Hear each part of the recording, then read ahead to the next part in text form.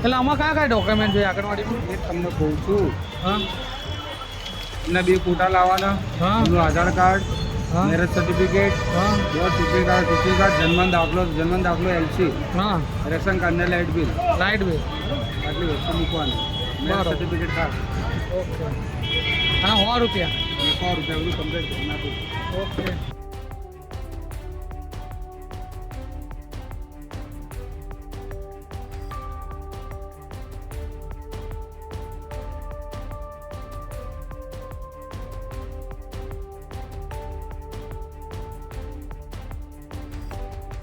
મારું નામ હિતેશ રાઠોડ છે.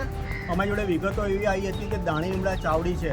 પહેલાં તો દાણીલીમડા ચાવડી એ દાણીલીમડા વિસ્તાર શ્રમજીવી વિસ્તાર છે. ત્યાં આગળ નજીકમાં હતી, એને 6 કિલોમીટર દૂર લઈ જવામાં આવી છે. ઘણી રજૂઆતો પછી પણ એને પાછી દાણીલીમડામાં લાવવામાં નથી આવતી.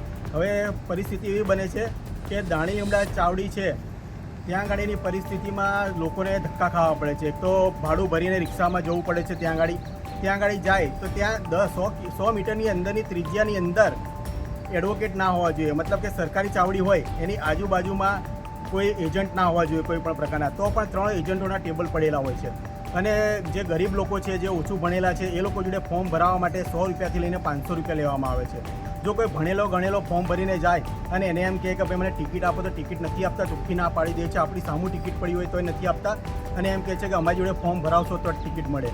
આવો એ લોકોનો કાળો બાર ચાલી રહ્યો છે. હવે તમે વિચાર કરો, એક વ્યક્તિ જોડે 100 થી 500 રૂપિયા લેતા હોય તો આવા 100 જણા રોજ આવતા હોય તો એ લોકો કેટલા રૂપિયા કમાતા હશે? આમાં કેટલા લોકોને કમિશન જતું હશે?